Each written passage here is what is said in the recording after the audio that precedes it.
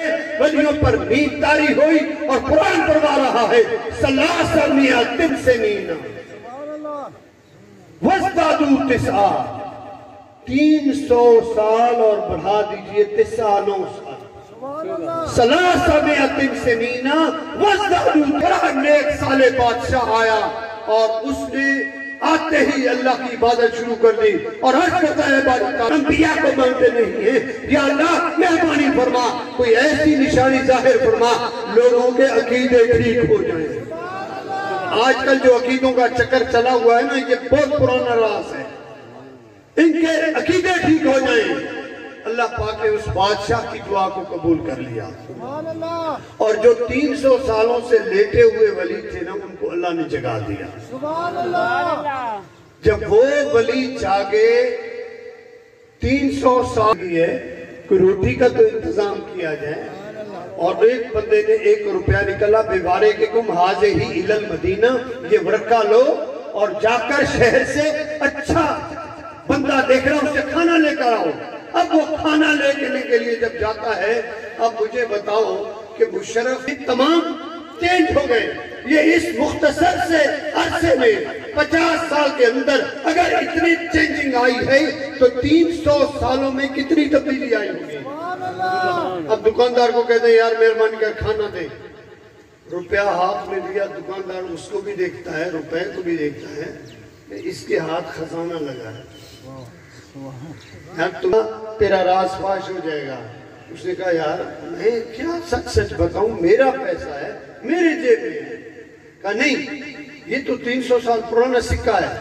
میرا کھچا تانی ہوئی، شور مچ گیا، بادشاہ کے پاس گئے، بادشاہ سلامت یہ بندہ اس کو خزانہ ہاتھ آیا ہے اور یہ چھپا کے گھوم رہا ہے۔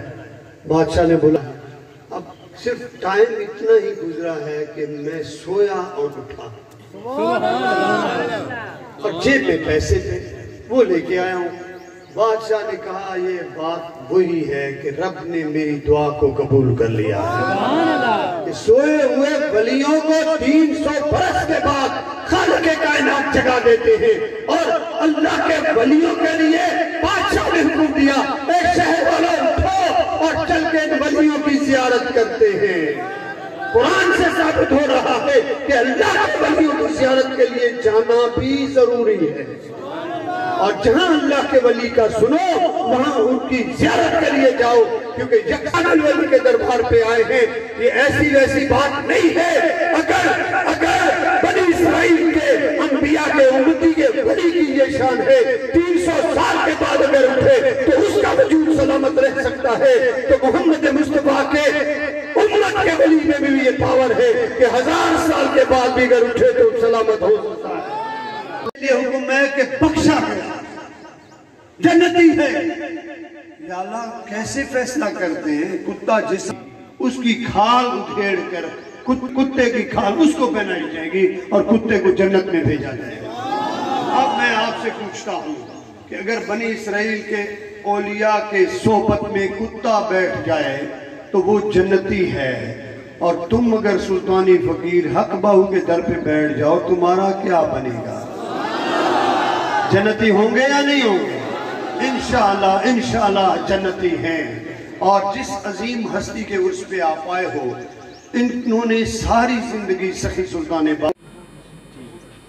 اعوذ باللہ من الشیطان الرجیم بسم اللہ الرحمن الرحیم الا ان اولیاء اللہ لا خوف علیہم ولا هم یحزنون۔ خالق کائنات کا لاکھ لاکھ احسان اور کرم ہے کہ جس نے فرمایا کہ خبردار بے شک جو اللہ کے ولی ہیں اللہ کے دوست ہیں وہ بے خوف و خطر ہیں، ان کو کوئی حزن نہیں ہے۔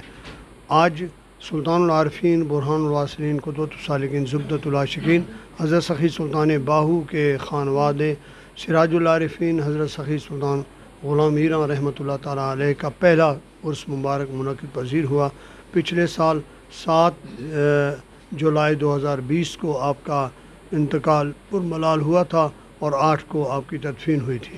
تو کل سے ہی 7 جولائی 2001 سے آپ کے عرس مبارک کی تقریبات شروع ہوئیں اور آج جو ہے اختتام پذیر ہوا، ختم قرآن ہوا، لاکھوں کی تعداد میں درود پاک اور کلمہ پاک کا ورد کیا گیا۔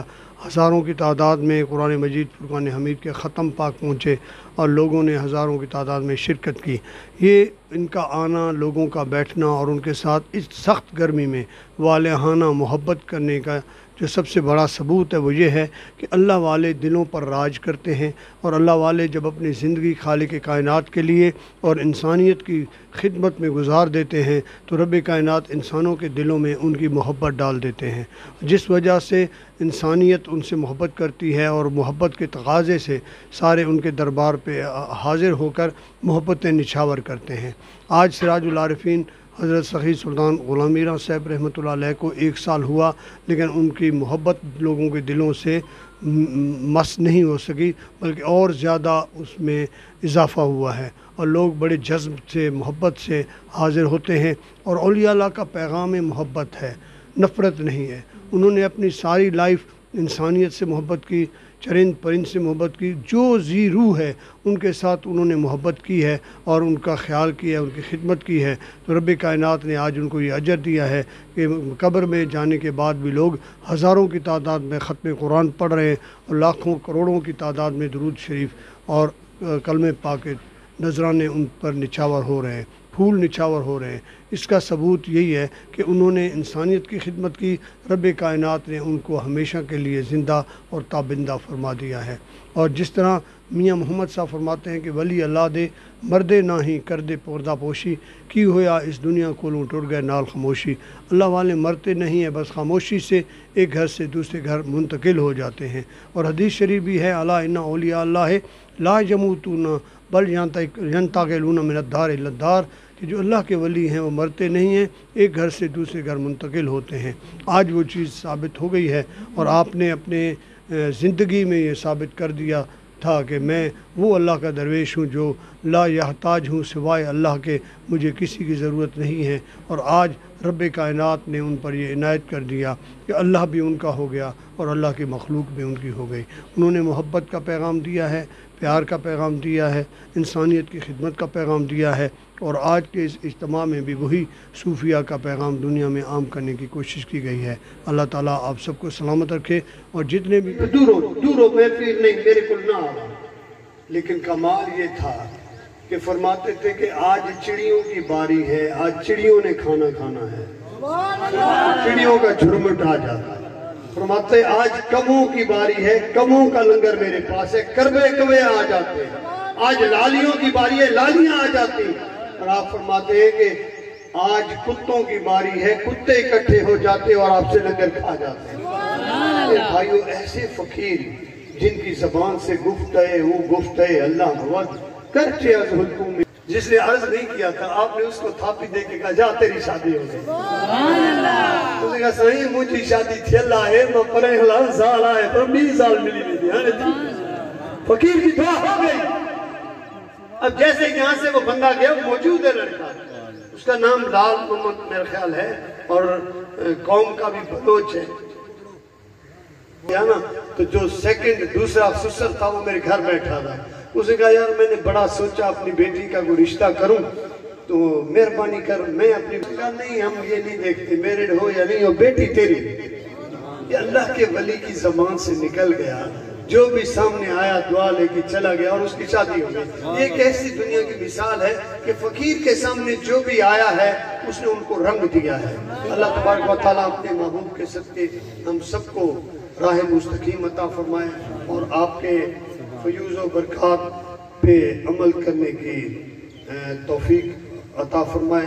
معزز سامعین کرام، اسی دوران ہمارے درمیان محمد ظفر ساجد صاحب تشریف لائے، ان کو بھی خوش آمدید کہتے ہیں، چونکہ انہوں جمادی الثانی کی پہلی جمعرات یاد ہے نا، جمادی اور ربیع الثانی کی 11ویں شریف کو غوث پاک کا عرس ہے، اور محرم شریف کی یکم سے لے کر 10 تک امام علی مقام امام حسین کا عرس ہے۔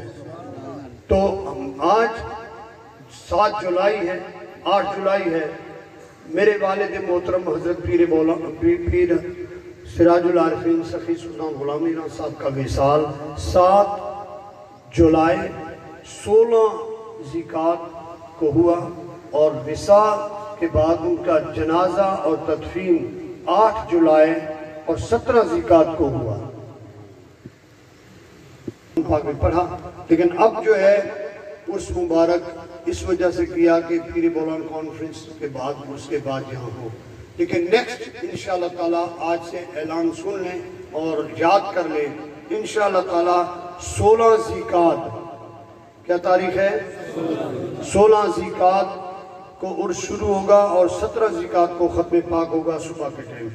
اور یہ سالانہ ہوگا. اور پچھلے سال جو اگلا سال آنے والا ہے اس میں جو 16 ذیقعت آ رہی ہے وہ 18 جون کو آ رہی ہے.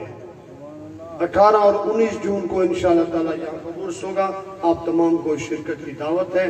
اور اسی دوران میرے پاس جتنے بھی ختم پاک ہے جماعت الصالحین نواب شاہ سے حق بہو اسلامک یونیورسٹی بلوچستان سے اور مختلف اضلاع سے جمع کیے گئے ختم پاک.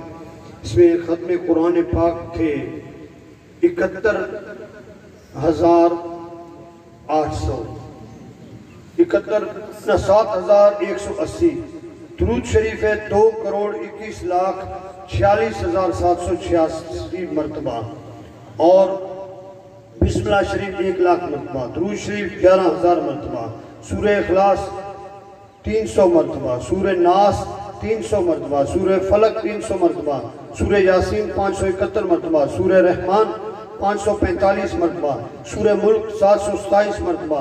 18 پارے قرآن پاک کے اور ختم قرآن ملے 508 مرتبہ. لا تعداد درود پاک اور لا تعداد سورہ مزمل شریف. درود پاک 3,00,000 مرتبہ مزید. اور حافظ خدا بخش صاحب بکر سے انہوں نے قرآن پاک کے 6 ختم دیے. اللہ تبارک و تعالیٰ قبول فرمائے. تمام احباب